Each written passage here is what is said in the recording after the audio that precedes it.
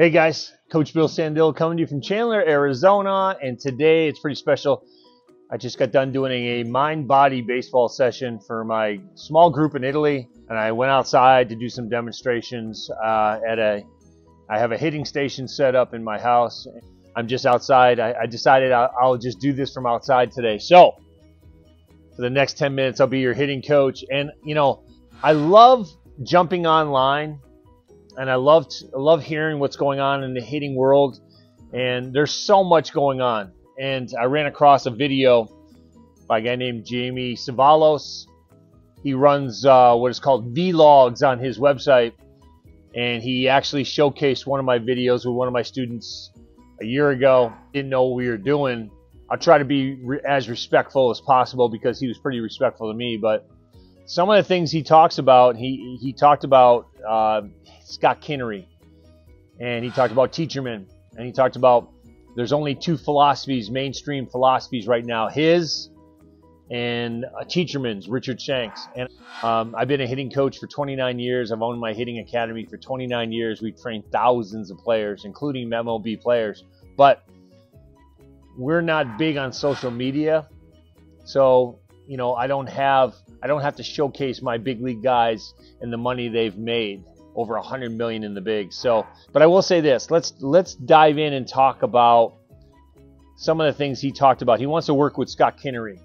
Scott Kinnery is with PSI, same agency as Aaron Judge, same agency as Trevor Hauver and Colton Wong, and a host of other guys, Cole Calhoun, Ian Happ, I believe, and Gage Workman, another one. Listen, when it comes to hitting instruction, there's a million ways to skin a cat, right? But there's only three things that go into hitting instruction. And if you find a really good hitting coach that is getting you better, then you need to stick with them. And I will say this, you know, Jamie brought up Scott Kinnery, and he got released by the Phillies. Who was the Phillies hitting coach, by the way? Kevin Long, who is arguably probably the best hitting instructor in MLB right now, is the hitting instructor. He's a hitting coach for the Philadelphia Phillies. So when you talk about Richard Shank, you know, the guys he's worked with, these guys don't have success. There's three things I believe that goes into being successful as a hitter. One, and we'll talk about these, and Jamie talked about this, it's called swing mechanics. If you have the best swing mechanics, it doesn't necessarily make you the best hitter, right? Which is absolutely true. He talked about Barry Bonds and how Richard jumped on the Barry Bonds bandwagon. Well, I can tell you this. I worked with the Giants when Barry Bonds was there, and Barry Bonds arguably is the best hitter ever. But there's other players, Pete Rose, Ted Williams, Ken Griffey Jr. You know, these guys are all great hitters in their own right. Frank Robinson, who did things a little differently than most, and I worked for Frank too. But there's three things that go into being a great hitter. And I will say this, Jamie models his philosophy after Ken Griffey Jr. And he talks about this lead arm compression. All the greats do it. Nobody, and I can tell you nobody in baseball is talking about lead arm compression as the differentiator to how good or how bad a hitter is. Nobody. So Jamie, I don't know if you're delusional or what, but nobody talks about lead arm compression as a thing that your hitter has to do to be better. As a matter of fact, lead arm compression, a lot of people talk about that being an arm bar. And if you're talking about keeping your arm to your chest, okay, that's different, but lead arm compression, when you talk about arm barring, is not good. So I don't know a lot of people talking about lead arm compression when they're doing hitting instruction. I've never heard it. Never heard it. That's your term. You like to use it. You think that's your philosophy. That's not even a philosophy. That's just your thing. Just like Richard Shank talks about, you know, snap it. Well, Richard didn't invent snap it. He didn't invent a deep barrel turn. It's been around for a long time. All you got to do is go onto my YouTube and listen to what Ted Williams said. You know, don't swing down. You have a slight upward path, and it shows his swing as being a deep barrel turn. Barry Bonds is arguably the best hitter because of a deep barrel turn, because he gets his barrel up to speed instantly, is why Barry Bonds was good. But let's dive into those three things that I was talking about. So swing mechanics is made up of a couple things. Making sure the kinetic chain is correct, making sure that you're having a deep barrel turn and getting your barrel up to speed is essential. And all the great hitters do it. Now, we can talk about Major League Baseball arguably as the best 400 or 500 hitters on the planet. Being a big league baseball player, the 1%ers is tough to do. But even the top 500 players in MLB, there's only really 10% of them do it at a high echelon level. And they all do pretty much the same thing, right? Getting your barrel up to speed, having a deep barrel turn, making sure that you have these other components. I'm going to go into them right now. So the second thing that we can't quantify of a great hitter is athleticism. I love it how Jamie talks about, Teacherman has one client that stands out. He's 6'8". He's arguably the biggest guy in baseball. We're talking about hitting a baseball that moves. Being tall doesn't make you the best hitter. As a matter of fact, it's a detriment for Aaron Judge. He's had more balls called against him that were strikes. That were turned into strikes. He's had more missed calls on him, and he still hits 50 home runs a year. So the umpires don't get it right. He has the highest percentage of all hitters in the big leagues that were balls that were turned into strikes against him. Maybe that's because he's 6'8". Maybe that's because his strike zone is so big. It's a detriment for some guys like that. So being 6'8" doesn't guarantee you power. It doesn't guarantee that you're gonna hit the ball. You have to have athleticism. All the great hitters were good athletes. Okay? So you got to have great mechanics. You got to get the barrel up to speed. You got to be a great athlete, which we can't quantify. Okay? And then thirdly, you got to make good decisions.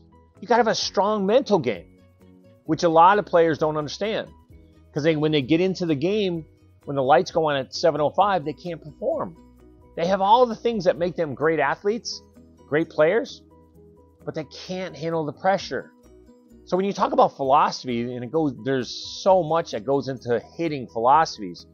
You said you and Teacherman are the only two guys that are put it out there. That's so incorrect. There's 1,000 guys that have hitting philosophies, and you see them online every day, including myself. And I just gave you what makes up hitters.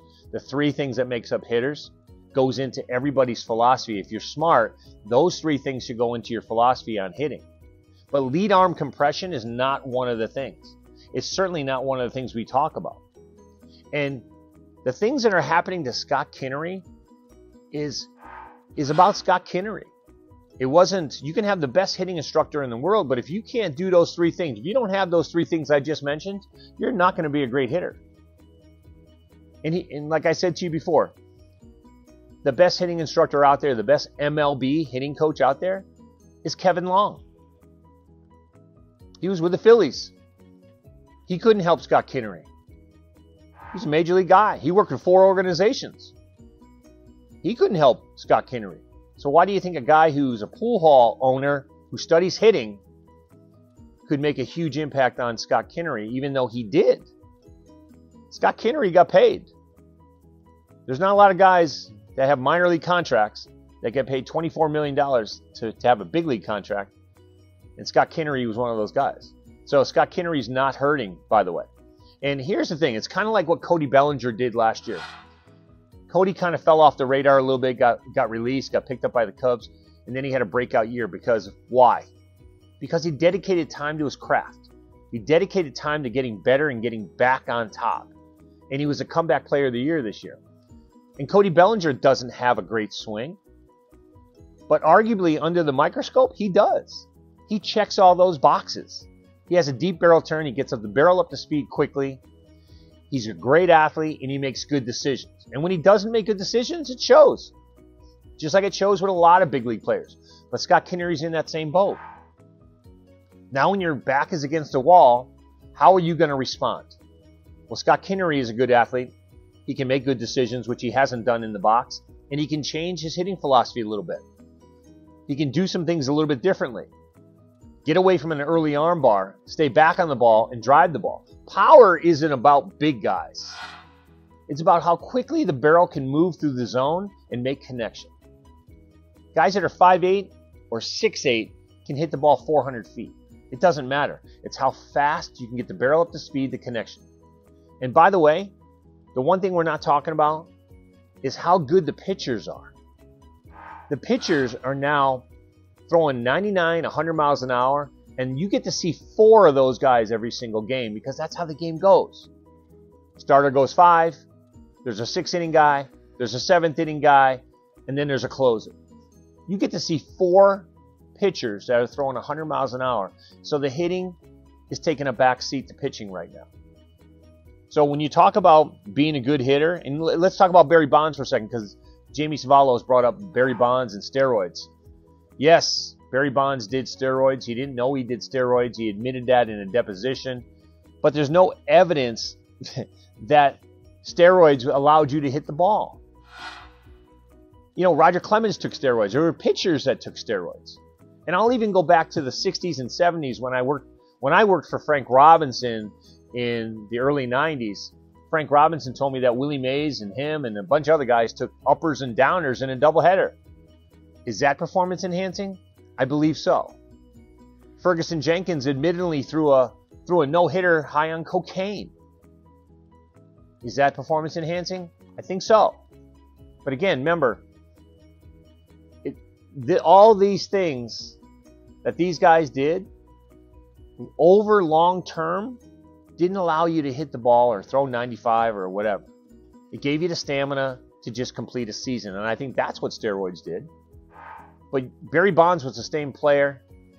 Maybe he was a little bit heavier, maybe he was a little bit stronger, but he was the same baseball player on or off steroids. You know, when you hit 700 home runs over your career, and he would have been a Hall of Famer if you take out the years from 99 to 07, he's still a Hall of Famer based on the numbers. But again, when you're talking about theory, when you're talking about mechanics, you got to have those 3 things. And that's what I wanted to leave you with today. Okay, because I got up at 7 a.m. this morning to train 3 guys in Italy. And we were talking about mind-body baseball. We were talking about those 3 things. Having a great swing, being a good athlete, and then making good decisions. So again, if you're with somebody that's doing those 3 things and you have a good philosophy, then stay with those guys. Okay, guys? And do me a favor, like and follow. If you like this videos, if you like to hear more content like this, I'd be happy to do this. And have yourself a great rest of the week. We'll talk to you soon.